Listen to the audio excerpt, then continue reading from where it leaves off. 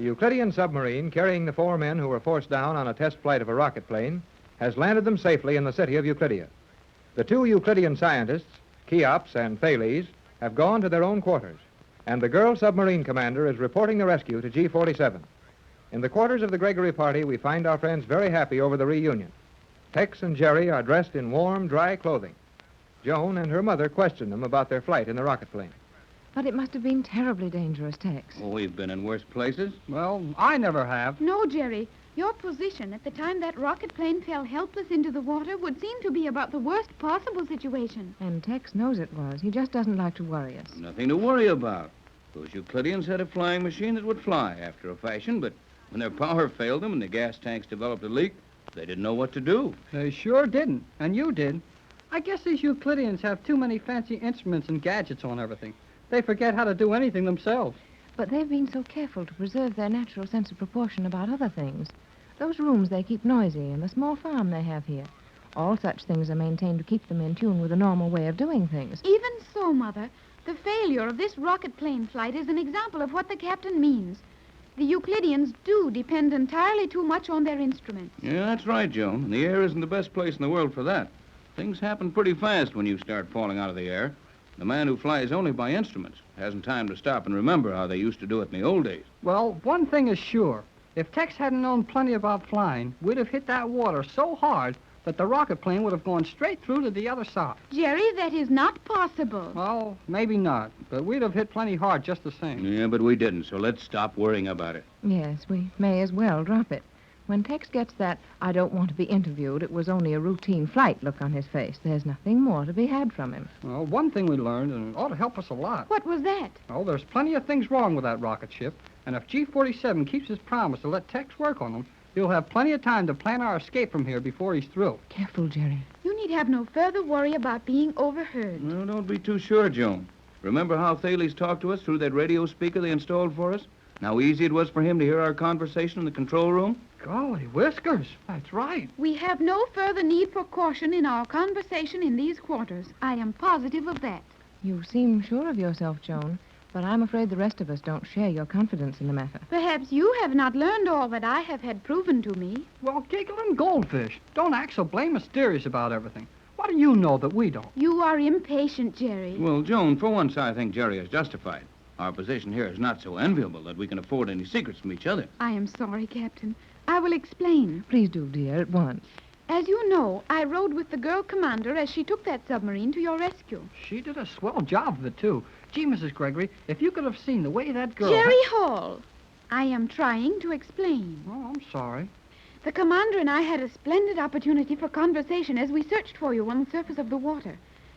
One of the things I learned is that the Euclideans believe our position to be so absolutely hopeless that they are removing all guards assigned to spy on our movements and discussions. Well, that'll help a lot if you're sure of it. I am quite sure of it, Captain.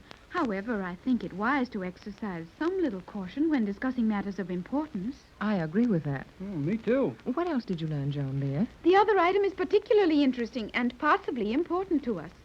The commander will be sent in here to share these quarters with us. That girl, Commander? Yes, Why, I thought you said these Euclideans weren't going to bother to watch us so closely after they this. are not. Well, looks to me like they're putting a spy right under the dining room table. Sure looks that way to me. It certainly does. It means nothing of the kind. The commander will be one of us, a prisoner, no longer a Euclidean. Why, Joan, dear, do you realize what you're saying? Of course, Mother. But what's it all about? Well, I got an idea from something she said to Joan and me. G-47 found out that she helped us escape from that island. I'll bet that's it. That is the answer.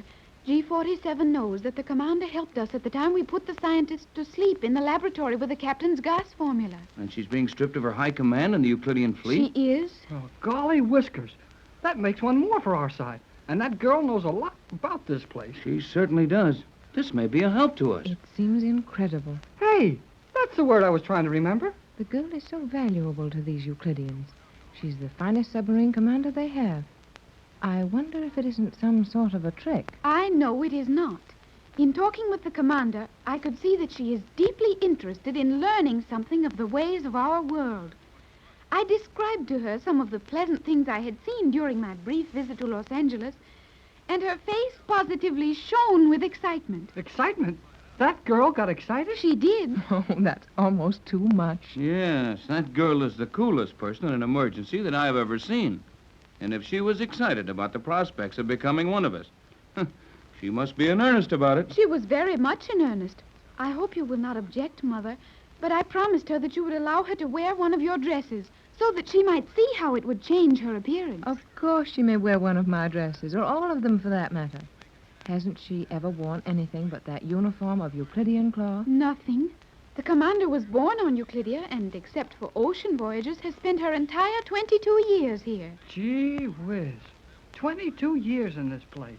Seems pretty terrible to us, son, but I suppose you can get used to anything, especially if you don't know what to do about changing your position. Oh, I'm anxious to see her. When will she arrive? I believe within a very short time. Tex, will you help me? Oh, sure. Doing what, Pat? Well, let's fix up the little room next to mine. The one you have your instruments in. Yes, that's probably the room they figured on her using. I presume it is, as that is the only vacant room in these quarters. Come on, Tex. We'll put it in order. This is certainly a surprising angle to run into.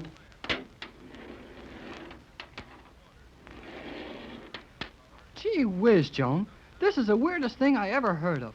One of the Euclideans coming over to our side. Jerry, Huh? do you like the commander so very much? Oh, sure. I told you she was a friend of ours. I do not mean that. I mean, do you like her as well as you like me? Oh, Joan, stop that silly stuff, will you? You women are all alike. Sure, I like her. She's a mighty pretty girl, and well, so are you. Am I pretty, Jerry? Yes, you're pretty, Jerry. Now, stop worrying about that girl. Why, she's 22 years old. I guess she won't have much time for me. But would you like her to have time for you? Joan, will you stop acting like a baby? Oh, I bet that's her now. I suppose it is. Come in. It is I. Hello, Commander. Come in and make yourself at home. It is indeed unfortunate that I must disturb you in this manner. We do not mind. Well, I'll say we don't. We're tickled to death. Here, sit down. Thank you. I suppose Joan has told you that I am to be one of you. Joan. Did you call her Joan? That is the name she will use in your world. I am now of that world. Thank you, Commander. Well, wait a minute then. You're not going to be called Commander anymore either. What's your real name? I anticipated such a question, and I am ready and willing to enter your ways in all things. I have my record from the Euclidean personnel file. My worldly name is Elaine Raleigh. Elaine. Gee, that's a pretty name. Elaine is a nice name. Do you think you will like it? I may as well like it. Well, look, Commander, Elaine, that's swell. Now, there's one more thing I wish you'd do for us. Stop talking like a Euclidean and talk like we do. Perhaps the command... Elaine is able to speak no other way. To be sure I am. Oh, boy. Did you hear that, Joan? Naturally. Well, it may be natural to you, but it sure surprised me. The Euclideans have found it necessary, for numerous reasons, to develop a unique speech which will hide their true identities in time of need. But we are also constantly trained in using a manner of speech suitable to your world, so that we may not attract undue attention when moving in your world on secret missions. Well, I sure like your voice a lot better this way. It is indeed more pleasant. Gee, Joan, you know, you sound more like a Euclidean than the commander. Perhaps I do. I have had no training in any other manner of speech. Well, you just stick around Elaine and me, and we'll teach you how to talk. Jerry. One thing that I cannot understand, Jerry, do many people in your world prattle on endlessly about meaningless things as you do? Oh, I'm not so bad. You speak far too much and say too little. Yet you seem sensible, and I have seen evidence of your intelligence. In the world which Jerry knows, it is not considered necessary to wear a mask of science in order to display intelligence. Oh, gee, thanks, Joan. You sure can make words get up and dance for you. Well, I see that our latest edition has arrived. Welcome to the prisoners section, Commander. I am grateful for the privilege, Captain. Hey, Elaine, forget that commander stuff and talk to the captain like you did to us. It is not easy to change a habit so deeply ingrained. Hello. Hey, that's a surprise. It was also a surprise to us, Captain. So, this Euclidean manner of speech is only a disguise, as Joan tried to explain to us. Precisely, Captain Bradford. G47 has felt that we should be able to go into the world without exciting any suspicion. Well, I like this way of talking a whole lot better. So do I, Jerry. We've heard about enough of that high-pitched, whining voice the Euclideans affect. Your natural manner of speaking is much more pleasant to the ear. Sorry to keep you waiting, Commander, but we had used the extra room here as a storeroom, and I was clearing it out for you. That is quite all right, Mrs. Gregory. What? Tex, did you hear that? Sure, I heard it, Pat.